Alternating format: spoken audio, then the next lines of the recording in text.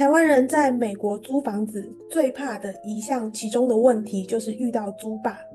有两种情况，一种是他住在里面，然后不愿意付房租，这个是比较糟糕的情况。但还有一种是他不付房租，但是他告诉你他提前搬走了。那遇到这样的情况要怎么处理呢？这个其实在我来看是不算不正常的状况，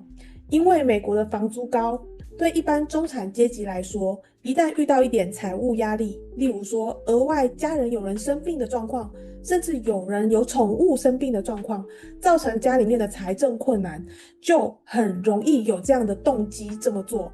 嗨，我是 Lydia，我是房东，也是代管。在美国，我帮助数十名屋主租房子，曾服务超过900名长短租房客。当一个房东，不是每一个人都能获利。欢迎你来到我的频道，学习如何让房子替你赚钱。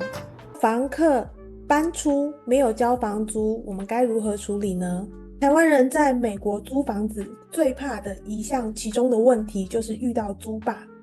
有两种情况，一种是他住在里面，然后不愿意付房租，这个是比较糟糕的情况。但还有一种是他不付房租，但是他告诉你他提前搬走了。那遇到这样的情况要怎么处理呢？这个其实在我来看是不算不正常的状况，因为美国的房租高，对一般中产阶级来说，一旦遇到一点财务压力，例如说额外家人有人生病的状况，甚至有人有宠物生病的状况，造成家里面的财政困难，就很容易有这样的动机这么做。为什么呢？因为一般人一天可能一天的生活费就20块美金，可是呢，租一个公寓，它一个月的成本就高达超过2000块美金。那在这样的情况之下，其实他只要能够通过一个礼拜2000除以4，一个月有4周，对他来说，他的脑袋中可能就觉得他赚到500块了。那500块在一般人来说，其实还算是一个蛮高的数字。所以大家就知道为什么对于一些中产阶级，特别是服务业的美国人来说，是有这样的几率存在，是他们有这个诱因来不缴房租的。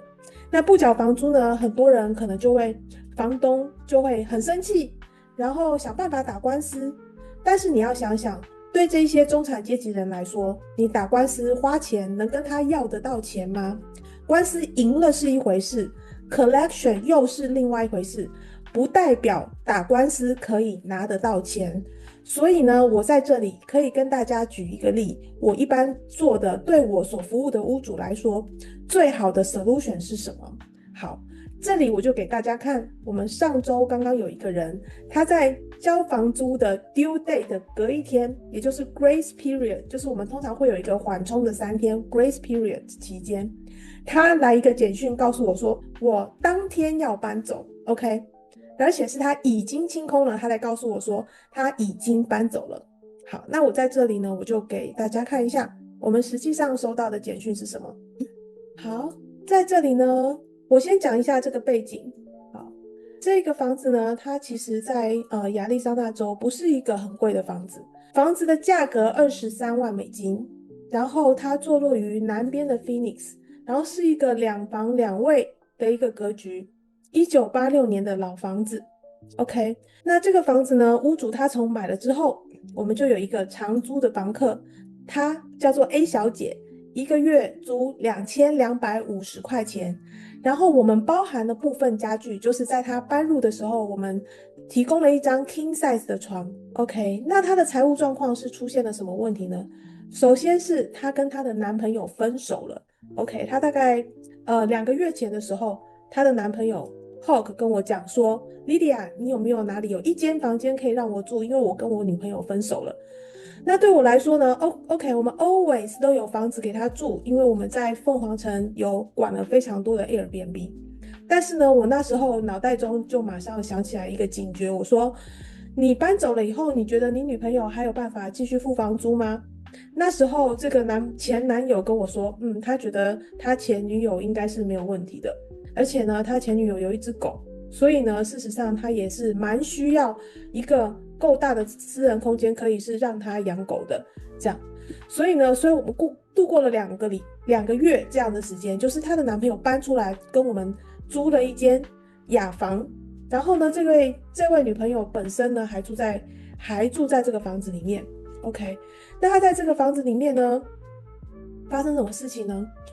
就是曾经有数度在这个社区里面被管委会举报。那这个举报的内容有好几个不同的项目，其中有说 OK 他的狗拴在外面，还是他遛狗的时候没有系狗链，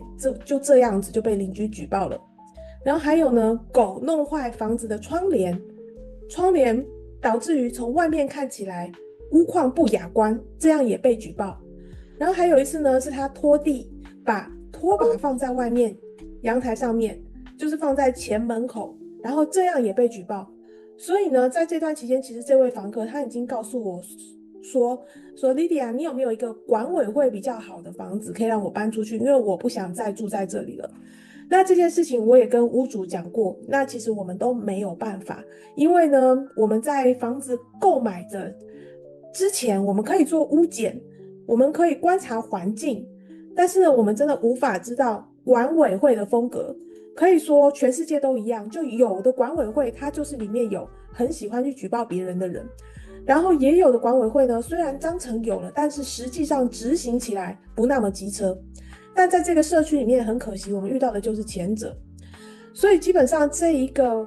房客他就真的就说 Sorry, I had to suddenly move. I did my best in one day. 他的租约就租金已经到期了，然后呢，在租金到期的隔一天，他说他走了，而且他已经收拾好了。OK， 这是晚上9点多的事情。那这个时候呢，我知道这个人他其实是在餐厅工作，服务业，他可以1个月付得了2000多的房租，但是其实也很辛苦，他需要分成2笔来付，就是他每2周收一次薪水，然后呢，他再拿薪水的一部分来支出房租。所以呢，我告诉屋主说，在这样的情况之下，其实我不认为我们需要再花几百上千美金跟这个人追讨剩下的租期当中的房租，而我们要采取的最快动作就是打扫跟出租。好，所以呢，这件事情是我看一下哦，在12号的早上，我告诉屋主，就是11号的时候，2月11号，2026年他搬走了。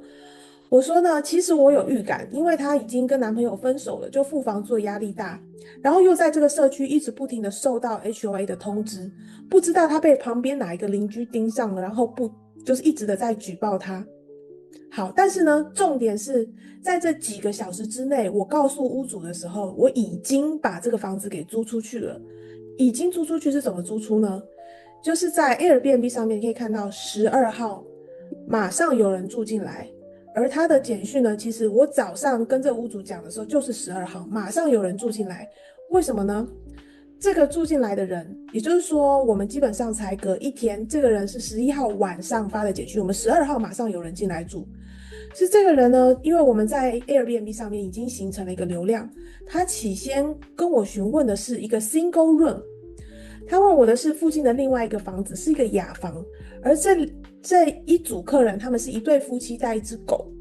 那我就跟他说，与其你这个时间你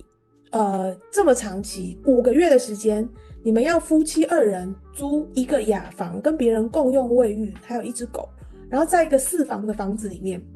这样子舒服吗？还是我们最近正好有一个 2B 的 condo 里面的一个主卧空出来，可以让人租，你有没有兴趣呢？然后对方他就很快的答应咯。他很快的答应了，我可以给大家看一下这一个房子。其实那时候我答应他答应我的时候，这个房子的屋况是什么呢？其实还蛮糟的。我们早上的时候才去看 ，OK， 这个他搬走的时候就是一个非常简陋的状态。其实这个房子里面它有一些很基本的家具，但是是处于完全没有打扫而且没有布置的状况。我在这边可以给大家看一下这个 listing Master Beautiful Mountain。 好，我可以给大家看一下，就是我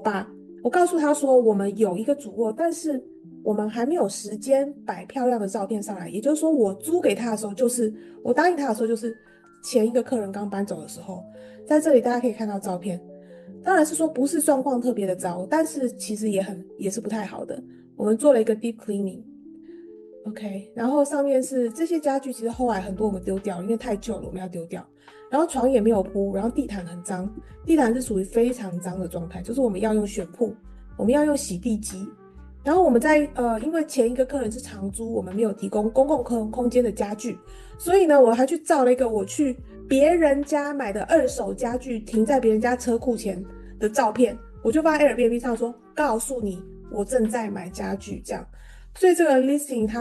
这个 Airbnb 长得非常丑，这是我最丑的一个房源，就长这样，又黑又脏这样。但是呢，重点是什么？没关系，重点还是我们租出去了，而且是在有人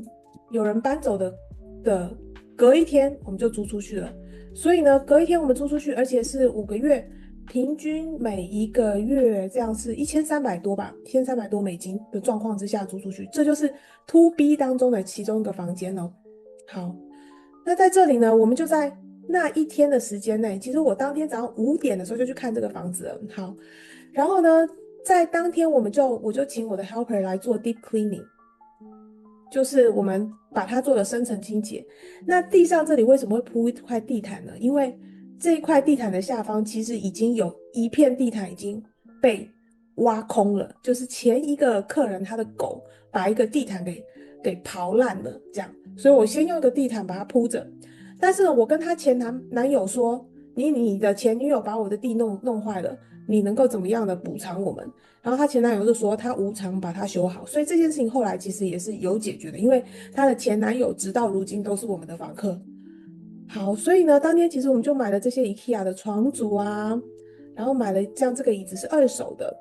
然后把这个房子布置起来。OK， 这是他的浴室，其实是浴室还是蛮不错的。然后在餐厅里面摆上了我当天买的二手家具，而且这一组家具我好像才花了150块美金吧，是实木的，还蛮重的，不错的餐桌组。这样把家具放上去，然后把这些 IKEA 的这些装饰，这些该用的生活用品放上去 ，OK， 它就变成一个 Airbnb 了。就这样，好。所以呢，我们弄的其实非常简单，因为这一个客人他是有狗的，而且他的狗还不小，他的狗的体重可能跟我差不多，就是那种很大又有点凶的那种，类似罗威纳犬之类的。所以我们这里呢，尽量保持空 ，OK， 空也好，因为这样屋主省钱，然后房客的狗有空间，大家都好。所以在12号的晚上9点多的时候，这客人就已经来入住了。好，那除了这位客人以外呢，其实我们还有另外一位客人，这个客人是12号。好，那在这里呢，同样这位房子它是一个 To B， 所以它还有另外一个主卧哦，它其实2个空间都是处于主卧的状况。好，那这一个主卧里面也有一个人来住，而且这个的价格还更高，因为它的时间更短。请注意，我们在这里它是一个有管委会的社区的房子，所以我们所做的虽然是 Airbnb， 但是我们都是符合 Airbnb 符合管委会要求，租期超过30天。好，那这一位呢，他是43天，然后租金来到1800多美金。所以呢，对于这位屋主来说 ，OK， 这个是16号住进来的，然后前房客 abandon 就是法律上面的抛弃这个物件，这个租屋处是11号。12号的时候，我们住进来一个租期5个月，然后每个月1300的房客。16号的时候，我们遇到一个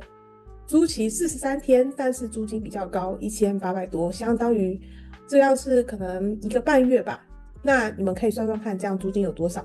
这个意思就是说，即使我们这样租，中间可能2个房客之间有个1-2周之间的空窗，但是由于租金够高，我们还是可以弥补那个空窗期所带来的租金损失。那其中呢，更有趣的事情是，这一个房客跟那一个房客，他们还彼此成为了好朋友。为什么呢？我在这里给大家看一下。我刚刚有说，这个房客他其实有一只非常大的狗，对他的狗还造成了这个房子的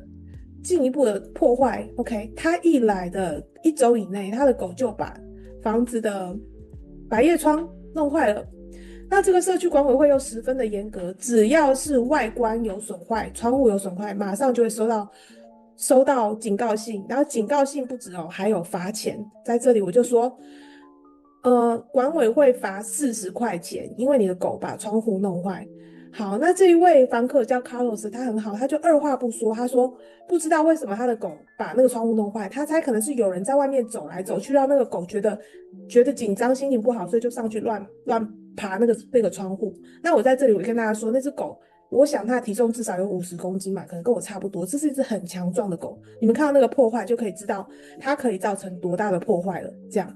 所以呢，在这样的情况之下，另外一个房间又有人，那这怎么住呢？但这里我可以告诉大家，就是美国人对于动物的喜爱程度，常常是台湾人所很难想象的。里面简直是有一只恶犬欸，然后我从来都不过问旁边那个人是怎么住的，因为我们很多房子都这样子，而且美国他们都很喜欢养大狗。那这位屋主呢，他二话不说，马上付了那个40块钱，我就马上透过 Airbnb 跟他要了40块钱的赔偿金。除此之外呢，他还答应说他要把窗户修好，而且要按照管委会规定14天内修好，如果不在这个 window 之间修好的话，又会有进一步的罚金。在这个社区就是这样。那另外那一位客人他怎么样呢？他说He's a very good person, very kind. He even bought treats for my pet so that he would look at him as his friend. When we were here, my dog walks around common area without any problems. OK， 所以呢，另外那一位叫做 Craig 的一个半月的租客，他还去替这只狗买狗零食，然后成为这只狗的朋友。所以呢，基本上这只狗它在房子里面根本不用被关在房间里面，而是可以自由自在的在公共区域走来走去这样子。所以呢，其实对于这一个 Carlos 来说，他简直是赚到了，因为他只花了一个房间的钱，然后呢，他的狗可以自由的在这一个 condo 里面，他只是不进另外一个客人的房间里面而已，其他的时间他在厨房，他在客厅，他都可以自由的走来走去。然后另外一个阿伯还会买狗零食来给他吃，然后这就是目前的状况。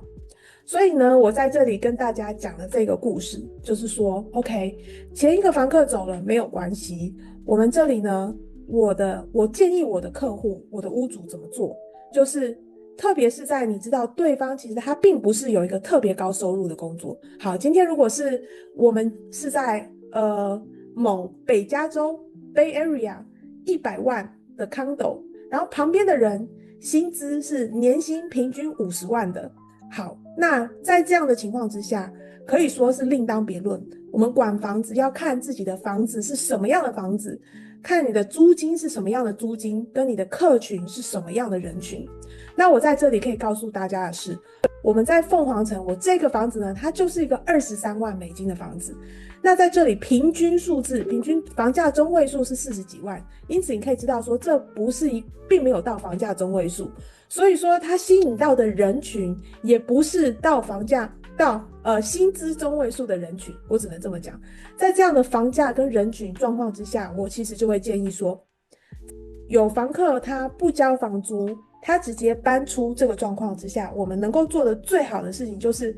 及时止损，就是越快把房子清理好，跟越快租给下一个人就更好。那实际上也是，就是当我们下一个人，就我们整理好房子租给下一个人的时候，其实我们反而得到了每个月超过2600块更高的租金，比上一个房客 OK 他走了没关系，走了拜拜没关系，因为我们下一个租更多，而且我们可以接得很紧。在这里呢，就